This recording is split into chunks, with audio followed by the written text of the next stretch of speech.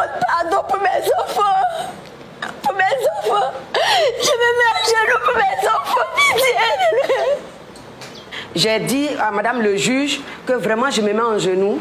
J'aime mon mari et je veux qu'il revienne pour qu'on vienne vers le pasteur pour arranger toutes choses. Parce que je peux changer à la lumière de la parole. Toutes ces choses, j'ai proposé. Il dit qu'il ne veut rien savoir. Et c'est comme ça qu'il dit que ton aimé là, tu vas me trouver à la maison et puis tu vas voir comment tu vas m'aimer. Voilà ce qu'il a dit là-bas et puis on s'est quitté. Quand on est rentré, il a pris toutes ses affaires et il a déménagé. Je ne sais où. Jusqu'aujourd'hui. Donc, au fur et à mesure, en tout cas, j'ai envoyé tout le monde vers lui. J'ai fait toutes sortes de démarches, ça n'a jamais marché. Ça n'a pas abouti. Donc, je devais maintenant me tourner vers l'Éternel des armées. Donc, je ne pouvais fléchir les genoux et crier à Dieu. Et comme Dieu a le temps, j'attendais toujours le temps de Dieu. Quand son temps va arriver, il va faire pour moi, il va me ramener mon homme parce que je l'aime. C'est ce que j'ai attendu. J'attendais. Et un matin, on m'envoie la nouvelle. D'abord, avant ça, il y a des gens qui sont venus, mes beaux-parents qui sont venus me dire, les mêmes qui ne m'aimaient pas, sont venus aussi me dire, bah, il y en a qui viennent, et puis il y en a qui sont de l'autre côté. Eux tous, ils étaient d'abord de l'autre côté. Donc il y a quelques-uns qui sont venus me dire que oui, ton mari, voici où il est dans ta maison de temps, voici, il vit avec une femme, ils ont 2 enfants. Ah, c'est très bien. Mais seulement qu'ils pensent aussi à nous. Ce qui m'a plu, ce qui me plaisait chez lui, et vraiment mon mari, il est vraiment doux, c'est un homme exceptionnel. Sincèrement, comme elle l'a dit, c'est vraiment mon mari. Ça dit, malgré que c'était comme ça, la condition était difficile, mais il a toujours pensé à sa petite famille. Il nous a toujours apporté de quoi manger, de quoi payer l'école des enfants. En tout cas, ça, il le faisait. Il n'y avait plus d'espoir, sincèrement. Donc, toutes ces choses-là se sont passées dans notre vie. Et tous ses frères sont venus aussi m'expliquer toute la vie qu'il menait dehors. Donc, je ne pouvais que fléchir genoux et attendre le temps de Dieu. Malheureusement pour moi, mon époux il ne m'est plus revenu. Lorsqu'on m'a appelé, il est mort. Donc, il était maintenant sans vie. C'est elle qui a profité de lui. Elle a tout fait avec lui. C'est elle qui sait maintenant qui est mon mari. C'est elle qui voyageait, celle qui était épanouie, celle qui a bénéficié de tout. Parce que j'étais sa femme. À sa mort, je me suis retrouvée au village humiliée. Moi qui suis sa femme légale. Non, c'est moi qui suis sa femme légale. J'ai été humiliée. Et ça, c'est pas de ma faute. Je suis désolée. Mes enfants et moi, on était quelque part. On n'avait pas droit à notre maison que nous avons construite au village. C'est elle qui régnait. Donc son règne est fini. Ou bien c'est pas fini, ça existe encore. Elle pense que je bois par mes narines ou quoi. C'est une sauvage comme ça, je ne sais pas d'où elle sort. Elle vient trouble mon foyer et puis ça ne lui suffit pas. Ça ne suffit pas. Elle doit me tenir tête.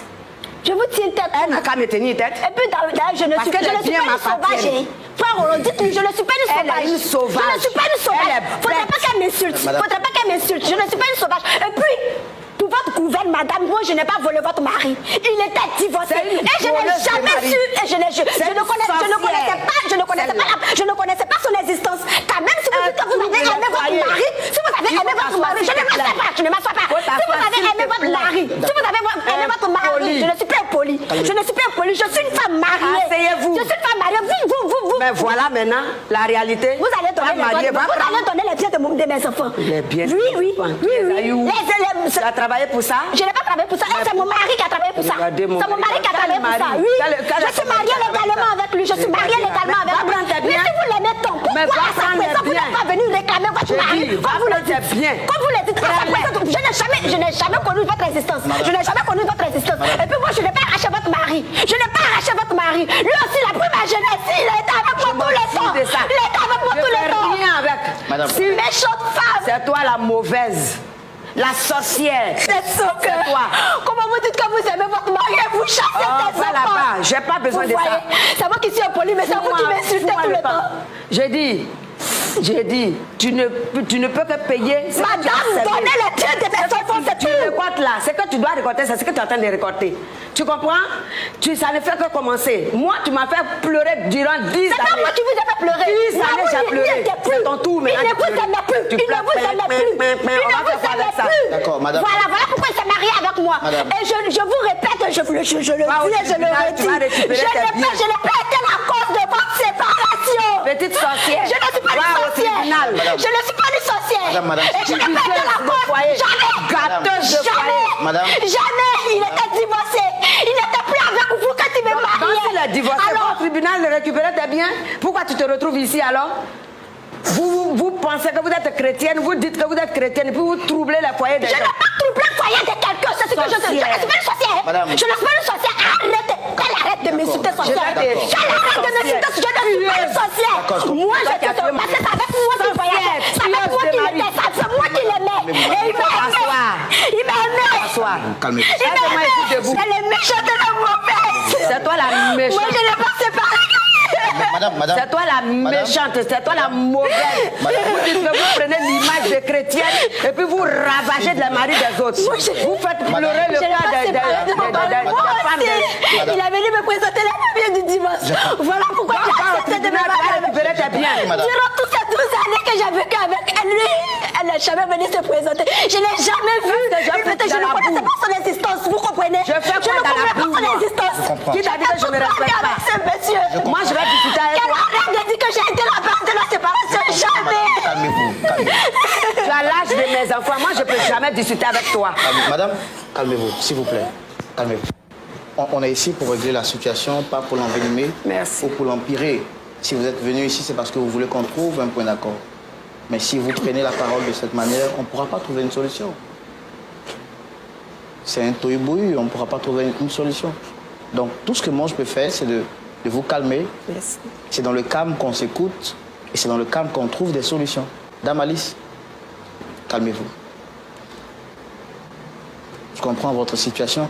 Alors, madame, quand vous dites que vous êtes mariée depuis 10 ans... Plus que ça.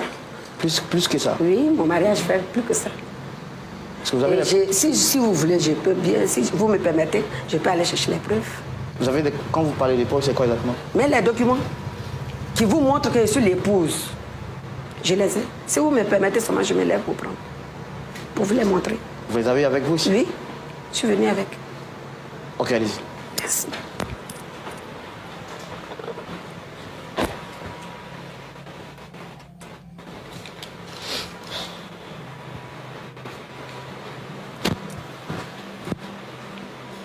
Monsieur, voici les documents. Vous pouvez les lire. Je n'ai jamais divorcé. Dans les documents qu'il lui a montrés, il allait, comme il a l'argent, il allait s'arranger parce qu'il aime une femme. Il veut se présenter. Donc il allait payer. Il n'a jamais divorcé. Je suis l'épouse. Si elle est l'épouse, elle n'a qu'à aller au tribunal. Le divorce n'a jamais été consommé? Jamais. Jamais. Voici les documents. Et comment, si je n'ai pas les preuves, ou bien si je n'ai pas les documents, comment je peux aller la déloger en tant qu'épouse? Pourquoi avoir attendu tout ce temps pour pouvoir faire cela? Ben, je n'ai pas attendu tout ce temps. Je ne sais pas avec qui je devrais discuter. La personne avec qui je pouvais parler, la seule personne, c'était mon époux. C'est tout, je n'ai pas affaire à la petite fille là. C'est parce qu'elle est guindée. Sinon, moi, je ne peux même pas discuter avec elle. C'est pour ça que je vais doucement. Est-ce que du vivant de votre mari, vous avez essayé quand même, vous, d'entrer en contact avec elle, puisque vous dites que vous êtes l'épouse légale et c'est votre droit?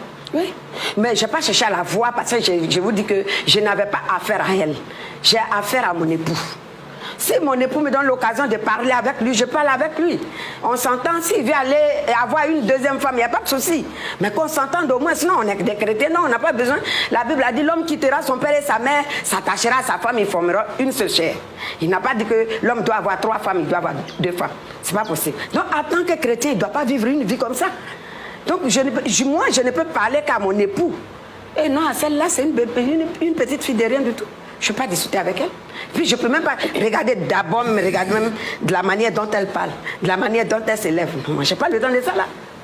Je ne peux pas. Je ne peux pas discuter avec elle. La seule personne à qui j'ai affaire, c'est mon époux. Chez eux, je suis divorcée. Vous voyez? Chez eux, je suis divorcée. Je ne suis plus la femme de leur femme. Si votre mari ne vous s'entendait pas avec vous tellement, et que vos beaux-parents aussi ne vous acceptaient pas, est-ce que c'est pas parce que vous étiez vous le problème? Bon, je ne sais pas, puisqu'on ne m'a jamais rien expliqué. Ce qui est sûr, je suis autoritaire. Je suis autoritaire, mon oui c'est oui, mon non c'est non. Voilà. Donc pour ça, vous savez très bien que quand quelqu'un dit la vérité, il n'est jamais aimé. On aime quand on nous ment, alors que moi je ne contourne pas. Donc je ne peux pas être aimé. Et puis qu'il m'aime ou pas, bon, ça me dit rien. Votre mari, jusqu'à preuve du contraire, vous l'aimez? Bien sûr. Oui. Alors, vous êtes au moins informé de l'existence des 2 enfants qu'elle a eu avec votre mari? J'ai su ça au dernier moment. Puisque c'est elle qui est la femme légale, donc c'est elle qui était brandie au village. Mais vous avez demandé aux huissiers de les mettre dehors. Là, elle a 2 enfants, à sa responsabilité, à sa charge. Les enfants... Mais c'est pas moi, je n'ai fait que récupérer ma maison. Son époux, je ne sais pas, il aurait dû lui acheter sa maison. S'il n'a pas fait, ben, c'est pas ma faute, je suis désolée. Mais si vous dites que vous aimez tant votre mari... C'est toi qui l'aimes, moi je ne l'aime pas. Ah, vous ne l'aimez plus. Prends-le. Pourtant, vous venez de dire que vous l'avez aimé. Aller là-bas. Si vous l'avez aimé, pourquoi chasser ces 2 enfants? Moi, je ne parle pas de moi, je parle pas de moi. Je parle de mes enfants. C'est toi la femme légale. Je parle de mes enfants. Si vous l'avez vraiment aimé, pourquoi chasser ces 2 enfants? Prends tes documents, tu vas aller au tribunal. C'est le sang de votre mari. Oui, c'est son sang, c'est pas pour moi. C'est mon sang. Elle a pitié de mes enfants. J'ai dit, c'est mon sang. Tu dis le sang de ton mari que tu as bien aimé. Il faut bien garder ses enfants. Moi aussi, j'ai gardé pour moi. J'en ai 5. Il m'a laissé avec les 5. J'ai grouillé pour les supporter. Fais pour toi aussi. C'est le moment de faire pour toi. C'est le moment de pleurer comme tu m'as fait pleurer hier. Tu ne t'es pas levé tout à l'heure. Je suis désolée, je ne vous ai pas fait pleurer. Tu as besoin de grâce et puis tu te lèves comme ça. Je ne vous ai pas fait pleurer. Je ne vous ai pas fait pleurer. Je suis innocente. Si tu veux encore reconnaître un peu, je suis innocente. Quoi, la grâce. Mais je ne vous ai pas fait pleurer. C'est ça le problème. Moi, je ne savais pas, je ne connaissais pas votre histoire. n'est même pas biblique d'ailleurs. Donc je ne sais pas pourquoi j'ai parlé avec toi. Je leur ai dit. Je ne connaissais pas votre existence. Je ne connaissais pas votre existence. Je ne te dis rien. Je dis, je ne connaissais pas votre existence. Moi, c'est moi la manière j'ai prié là. Moi aussi, je suis chrétienne. Voilà pourquoi j'ai voulu. Je ne voulais pas être une briseuse de foi. J'ai vu d'abord les preuves avant de me lancer dans cette relation. Mais tes preuves, tu les as, non? Va au tribunal. Ils vont te donner ta maison. Je pense bien que tu as les documents. Hein? Si un document est sorti du tribunal et que tu n'as plus ton époux, c'est normal que tu repartes là-bas pour qu'on te donne tous tes documents. Et puis tu ailles récupérer tes biens. Moi, c'est pour moi là que j'ai pris. T'as le bien, tout ce qui t'a présenté, c'est pour moi, c'est à mon nom. Et donc, tu sautes par rapport à quoi? Je ne fais rien avec tes enfants. Ben, je ne l'ai pas envoyé. Mais si vous dites que vous aimez vraiment votre mari et que le sang de votre mari... C'est toi qui l'aimes. Le sang, moi, je l'aime. Le sang. Vous laissez les enfants dehors. D'accord. Ils sont dehors. D'accord, madame. Pitié. Calmez-vous. Pitié, si je vous demande pardon pour mes enfants. Pour mes enfants. Je me mets à genoux pour mes enfants. Pitié. Frère Roland, je suis pas... Je ne demande rien pour moi. Je demande rien pour moi. Je demande seulement qu'elle restitue au moins ce qui revient à mes enfants. Qu'elle ait pitié de mes enfants. Mes 2 enfants. J'irai où avec eux? Calmez-vous, vraiment désolé, vous restez vous les larmes. Pitié. Et essayez de vous rasseoir, s'il vous plaît. Pitié. Pitié. Levez-vous. Pitié pour mes enfants, s'il vous plaît. S'il vous plaît, madame, brassez. C'est pas facile, je comprends, madame. Essayez de vous rasseoir. Pitié pour mes enfants, je ne demande rien. Quelle est pitié de mes enfants? Prenez. Donnez-leur un peu. Madame. Oui, vous avez 5 enfants, mais ils sont frères en fait. Vous prenez vos 5 enfants et vous rejetez les autres. Ne me regardez pas, Madame. Ne me regardez pas, s'il vous plaît. Regardez votre mari que vous prétendez aimer. Et pitié des 2 enfants. Madame. J'ai fait quoi avec mes 2 enfants? Calmez-vous, s'il vous plaît, calmez-vous. Moi, je ne savais pas qu'il était marié. Moi, je ne savais pas, je ne connaissais pas votre existence. Pitié de moi, pitié de mes enfants. Moi, je ne réclame rien pour moi, je réclame seulement que le bien de mes enfants. Je comprends. Ils ne vont plus à l'école, je fais comment avec ces 2 enfants? Je comprends. Équipe technique, est-ce qu'on pourra avoir des sous-palais pour aider cette dame à éponger ces larmes? Vraiment désolé pour elle. Je suis vraiment désolé.